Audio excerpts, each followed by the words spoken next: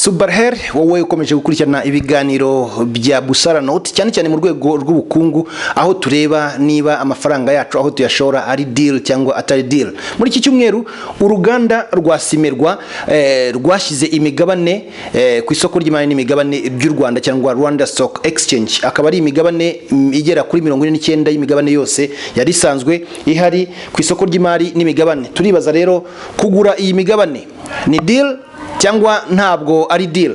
Niba ari deal turashingira nanone ku bushobozi buhari bw'uru ruganda mu gukora sima ruhaza isoko ryo mu gihugu imbere ariko runohereza mu bihugu duturanye ndetse na kure aho bishoboka, kuko rusanzwe rufite isoko mu Rwanda, rusanzwe rufite isoko mu karere mu bihugu cyane cyane nko mu burasirazuba bwa Repubulika Iharanira Demokarasi ya Kongo ndetse n'u Burundi, aho basanzwe n'ubundi bakira sima ikomoka kuri Simerwa guhera mu mwaka w'1974 ubwo uruganda rwashingwaga. Ese gushora imari muri uruganda rwa Simerwa ni deal cyangwa ntabwo ari deal? Turabireberaho mu kanya dushingiye ku bushobozi bw'uru ruganda, tunashingiye ku isoko rihari yaba mu karere ndetse tunarebe niyo migabane igiye gushyirwa ku isoko ni imigabane ingana gute.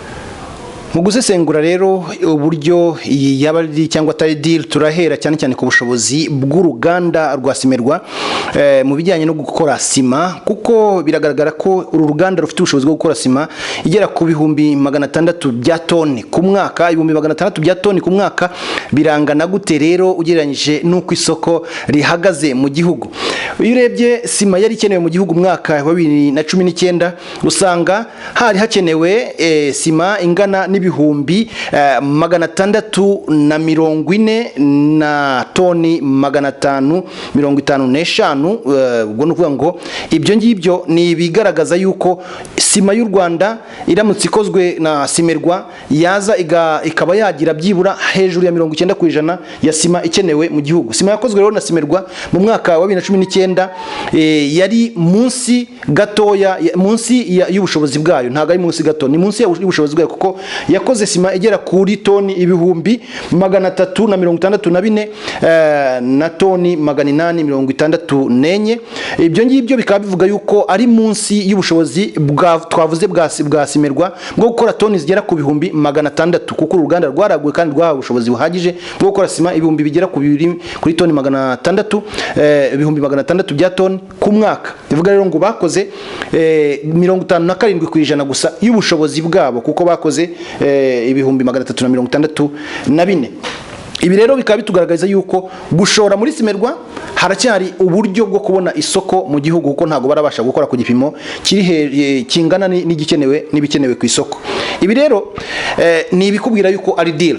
Kuri iyi kote turacyabona yuko ari deal, kubera ko ufasha amafaranga yawe ukashora mu ruganda rufite ubushobozi bwo kuba rwaba hafi guhaza isoko ry'igihugu birashoboka.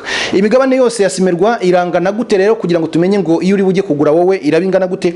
Imigabane yose ni miliyoni 703. Iyo ni imigabane yose ya Simerwa, ariko muri iyo migabane hakabaho imigabane iri ku isoko, iyo ngiyo ni uri bujye kuguramo wowe. Iyo migabane rero ni 49% y'iriya migabane yose, kubera ko imigabane miliyoni 700 ntago ariyo iri ku isoko, ahubwo miliyoni 344 nizo ziri ku isoko ry'imari n'imigabane by'u Rwanda. Ni imigabane yari ya leta n'ibigo bishamikiye kuri leta. Hanyuma turareba rero imigabane leta yari ifite muri rusange yari 16.54% by'imigabane yose ya Simerwa. Bivuga ngo ibyo ngibyo iguze iraba ari yawe. Ni imigabane igera kuri miliyoni 5,817. Hanyuma imigabane yindi y'ibigo n'ubundi bitari ibyo bikora n'ubundi ni ibigo bya leta cyangwa bishamikiye kuri leta mu buryo bumwe cyangwa ubundi. Hari imigabane ya RSSB irangana na 20.24%, kuko ni imigabane igera kuri miliyoni 7 n'ibihumbi 115 yose. Nuvuga ngo iyo migabane niyo yari ifitwe na RSSB cyangwa ikigo cy'igihugu cy'ubwiteganyirize bw'abakozi ba leta. Hanyuma hakaba hari imigabane ya Rwanda Investment Group ingana na 11.45. Iyi ni imigabane igera kuri miliyoni 4 n'ibihumbi 28. Iyi migabane nayo iri ku isoko ry'imari n'imigabane ry'u Rwanda. Bivuga ngo ushoyemo imari ushobora kuba waba umwe muri ba nyirayo. Ibi rero biratugarura kuri cya kibazo, ni deal cyangwa ntabwo ari deal? Ni deal cyangwa ntabwo ari deal? Iyo migabane nkubwiye y'ibyo bigo byose ntabwo ihagije. Hari imigabane yindi tugiye kubereka nayo mushobora kugura, nubwo yo twavuga yuko atari myinshi cyane kuko nta nubwo igera no kuri 1%. Ni imigabane y'ikigo cya Sonarwa, bo bafite imigabane itagera no kuri miliyoni, ariko nayo ni imigabane iri ku isoko ry'imari n'imigabane ry'u Rwanda. Tubitse ko Sonarwa nacyo harimo imigabane ya leta, bivuga rero ni ikigo gishamikiye kuri leta. Ni imigabane igera ku bihumbi 268 na 502.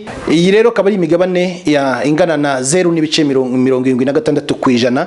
Ni imigabane igera ku bihumbi 268 na 502. Imigabane ya Sonarwa. Ni deal cyangwa ntabwo ari deal? Wowe urabibona gute? Kugira ngo ubashe kubitubwira neza birasaba yuko ujya hasi kureba ku gice cya comment, ugashyiraho comment yawe, hanyuma wibuke yuko niba utarasubscribinga ugomba gusubscribinga, ukatubwira ukazajya uba uwa mbere n'ubundi kubona amakuru ya Busara Note kuri yanzogera.